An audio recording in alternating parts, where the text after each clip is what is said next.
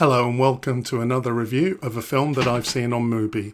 This time I'm reviewing the film White Building, directed by the Cambodian director Neang Kavich.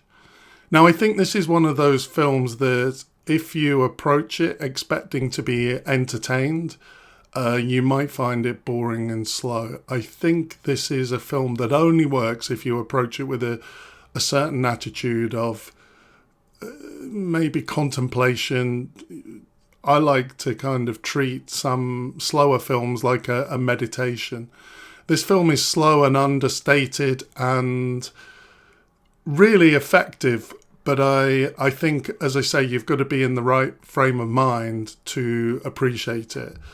The film is based around this white building in Phnom Penh in Cambodia. And the building is like a character in the film. The building's being about to be knocked down and be redeveloped. And the story is about the tenants and the development company offering them money to move out. But the money isn't enough to be able to live somewhere else. And so we have this story running through the film. I think right from the beginning, there's a dramatic opening shot from above, the building from above, and we see the decay, we see the rubbish, we see the deterioration of the building. But there's something really compelling about this shot. It's a really beautiful shot, even though we're not looking at something beautiful. And I think that sets an intention for the film, which I really enjoyed. Now, there's two parts to the film. The main character, a young man called Sam Neang, we see his kind of ambitions to be a street dancer, and he's got a couple of friends, and they're trying to, they've got big dreams of making it big as dancers. And we see them practicing, we see them going around Phnom Penh on their scooter, meeting girls. The film is quite lively in this kind of first part, and it's coming of age, exciting, optimistic. But the second part really is the kind of slow deterioration of the building.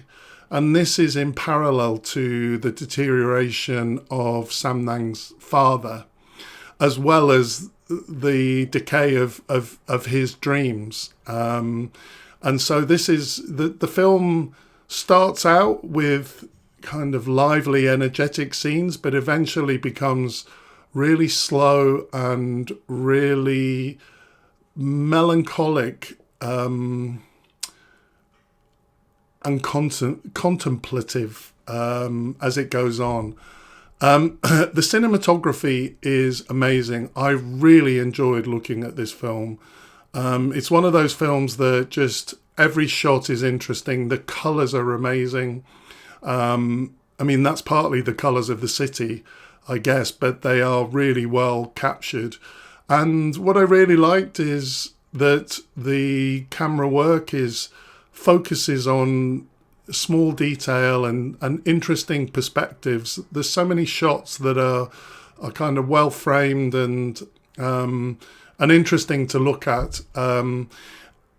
Also, there's quite a lot of close camera work where the camera is often in unnatural positions. In some of the early scooter scenes, the camera gets in between people on scooters or in between a group of people, and it's really close and it's kind of in unnatural positions. Later in the film, there's a volleyball game as well where the camera's kind of in the middle of the match, and I just thought it's quite an interesting contrast with the camera work in the rest of the film where the pace is much slower and thoughtful. In terms of the meaning of this film, I think I have been thinking about it afterwards, and it definitely has given me a lot to think about.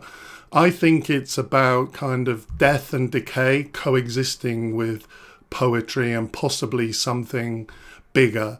I think it really highlights the conflict between modernization, which is needed. I mean, these people are not living in ideal conditions, but the sense of home and community and history and how significant that is. that modernization isn't, can bring development and better healthcare, for example, and eradication of poverty, but that something is lost. And I think it really kind of shows us that conflict well.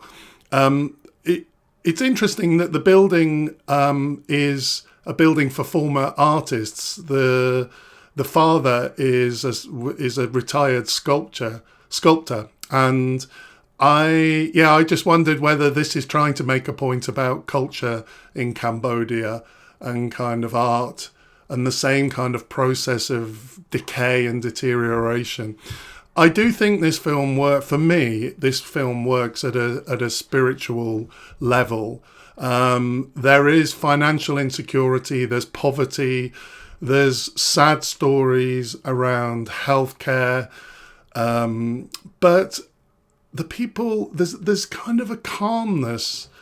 There's a calmness amongst our main characters in this film, which is, it's not that anything is resolved or it's optimistic, but there is this kind of sense between it's not okay, but it's okay. It kind of coexists, which I really liked. So I think this film is an enjoyable film if you expect a contemplative film. It's really thoughtful and engaging, and I would recommend it. Next time I'm reviewing The Skin I Live In, the 2011 film by Pedro Almodovar. See you next time.